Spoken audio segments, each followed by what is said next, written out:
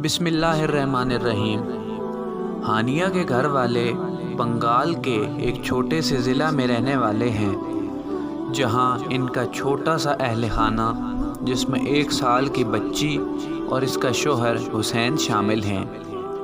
ایک بار کی بات ہے کہ وہ اپنے اہل خانہ کے ساتھ اپنی کار میں کولکتہ کی سیر کو گئے۔ جب واپس آئے تو دیکھا کہ ان کے دروازے کے پاس ایک پرندہ زخمی حالت میں گرا ہے اور درد سے چٹپٹا رہا ہے۔ ہانیہ نے فوراً اس پرندے کو اٹھایا اور اپنے گھر میں لے گئی۔ اس کی مرہم پٹی کی اور دانہ پانی دیا۔ تقریباً 1 مہینے تک وہ پرندہ ٹھیک ہو گیا اور ہانیہ کے گھر میں ادھر سے ادھر گھومتا رہتا۔ ہانیہ بھی اسے بہت پسند کرتی تھی۔ ایسا 1 ماہ تک چلتا رہا اور پھر ایک دن ایسا بھی آیا کہ ہانیہ کے گھر میں پیسوں کی تنگی شروع ہو گئی۔ حسین کا ٹھیک ٹھاک چلتا کاروبار بھی خراب ہونے لگا اور بچی کی طبیعت بھی دن بدن بگڑنے لگی۔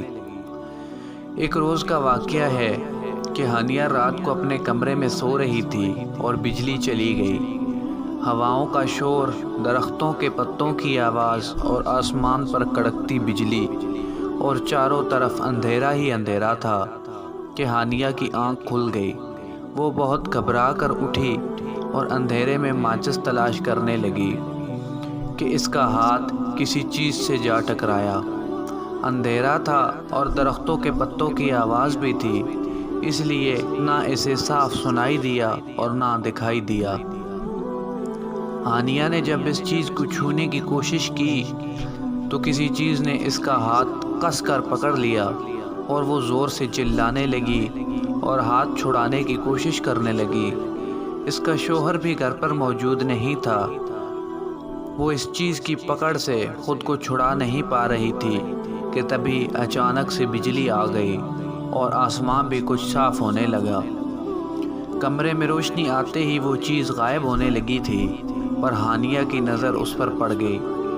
اس نے اپنی آنکھوں سے دیکھا کہ وہ لمبا سا آدمی تھا اور اس کا سارا چہرہ جھلسا ہوا تھا اور اس کا چہرہ بہت ڈراؤنا منظر پیش کر رہا تھا۔ دیکھتے ہی دیکھتے وہ غائب ہو گیا۔ اب وہ سمجھ چکی تھی کہ یقیناً وہ کوئی بھوت پریت ہی تھا۔ اس نے اپنے پالے ہوئے پرندے پر نظر دوڑائی تو وہ بھی غائب تھا۔ ہانیہ نے جب یہ تمام واقعہ اپنے شوہر کو سنایا تو وہ قہقہہ لگا کر ہنسنے لگا، کیونکہ اسے ہانیہ کی بات کا یقین نہیں ہو رہا تھا۔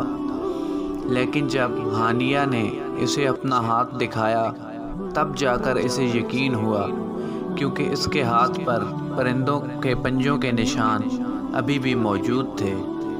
اب دھیرے دھیرے ان کے مالی حالات بھی بہتر ہونا شروع ہو گئے اور بیٹی کی طبیعت بھی سنبھلنے لگی، لیکن ہانیہ کے ہاتھوں سے پرندے کے نشان جاتے جاتے پورا 1 سال بیت گیا۔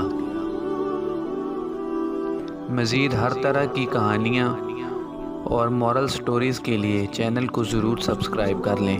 شکریہ، جزاک اللہ۔